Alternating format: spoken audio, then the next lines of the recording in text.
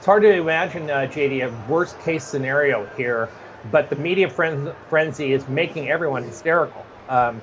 It, frankly, the U.S. has always paid its bills in over almost 250 years of our country.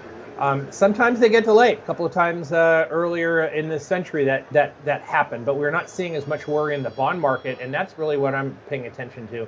Nor in the dollar over this. The dollar is not going crazy down. The debt ceiling, pretty much this whole debate here, it's all political, of course, it's casting a pall over the market. But when it's over, I think we can finally move on. All right, let's talk about volatility. The CBOE Volatility Index, better known as the VIX. Some people may affectionately refer to it as the Fear Index. Been a bit of a roller coaster as of late. The VIX now sitting at around 16. But of course, we need some context, some perspective for what that number actually means. Bob, what does that tell you about trading in the days and the weeks ahead? Well, the implied move on a VIX that's sitting at 16%, JD, is that the market would move about 1% per day. That's basically the expectation of the implied move. This week, actually, we saw the markets move about 1% the whole entire week. So, it moved about 1/5 of the expected move implied by the VIX.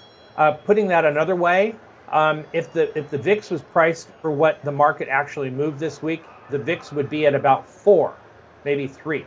So we're not, obviously not there. So it's interesting that markets are really complacent right now. They're not really paying attention to fear or worry down the road. They don't see much impediments to markets going up.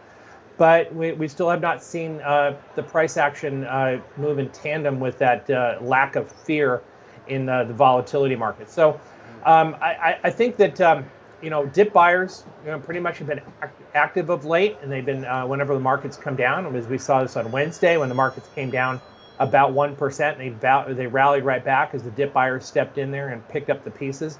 They've been active, but what happens when they decide not to enter back into the markets? And markets are going to swoon. Breadth has been awful, JD. Put call ratios have been on the rise, and the options market here is portraying a much more bearish view going forward.